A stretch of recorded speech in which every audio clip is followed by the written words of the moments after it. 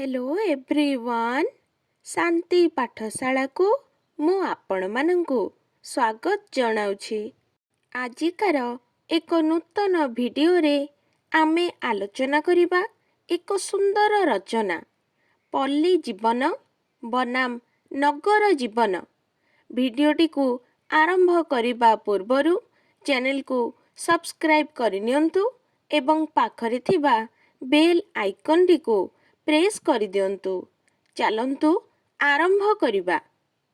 पल्ली जीवन नैसर्गिक प्राकृतिक सुषमा समन्वित श्यामवन उपवन दिगंत विस्तारित सबुज शस्यक्षेत्र कलकल छलछल स्रोतस्विनी शांत कांत भाषा कोलाहलमय प्रदोष रात्रिर निस्तबता ग्राम्य किशोरीर नूपुर निकोण विहंगमंकर मधुर काकली ऋतु परिक्रमा जीवन को सरस सुंदर और मधुमय करि थाए। अपर पक्षरे कर्मक्लांत सहरी मनीष यांत्रिक सभ्यतार अस्वास्थ्यकर परिवेश रे डहल विकल होई पल्लीर शांति कोमल कोलकु धाई आसे काणीचे शांति पाइबाकु प्रकृतिर अपरूप लावण्य मध्यरे आत्मविस्मृत होई जीवन को उपभोग करिबाकु जुगे जुगे कवि भावुक दार्शनिक औपन्यासिक माने पल्ली जीवनर महत्व को उपलब्धि करी निजकु हजेई देई आसिछंती। रचना करिछंती निच्छक सत्यतार केते काव्य कविता कहानी उपन्यास। सरल अमायिक साधारण लोके पल्ली कोलरे जीवन यापन करिबाकु इच्छा प्रकाश करिथांती।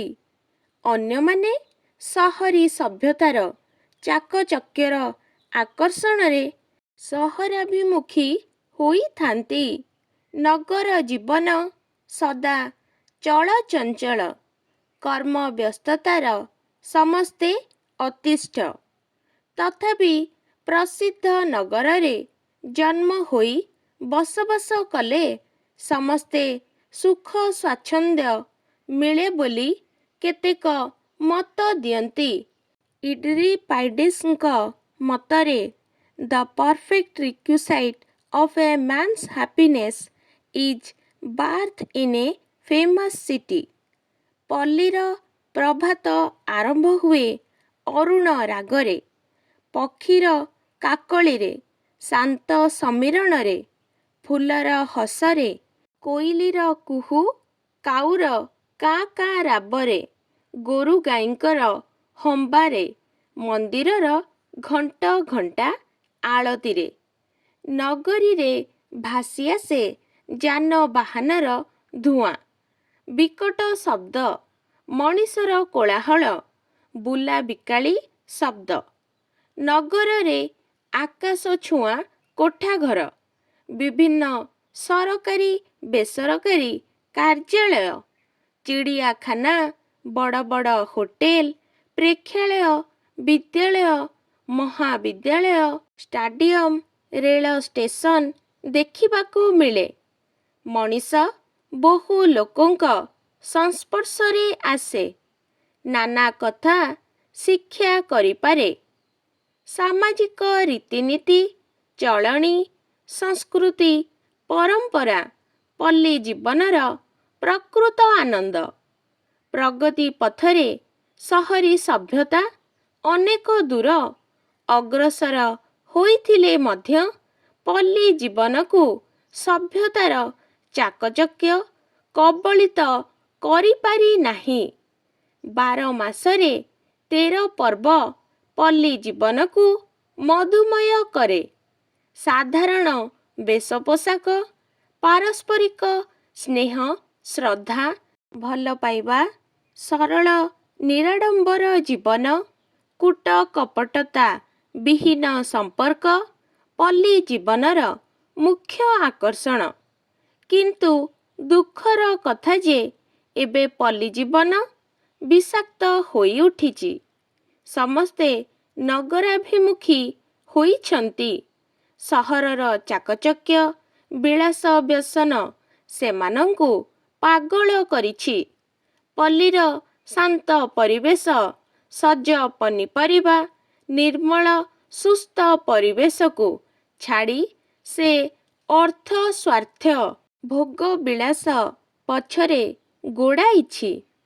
ଅନ୍ୟପକ୍ଷରେ ନଗରବାସୀ ଅପମିଶ୍ରିତ ଖାଦ୍ୟ, ଭେଜାଲ ସମ୍ପର୍କ, ଦୂଷିତ ପରିବେଶରୁ ମୁକ୍ତି ପାଇବା ପାଇଁ ପଲ୍ଲୀ ମୁହାଁ ହୋଇ ଉଠିଛନ୍ତି।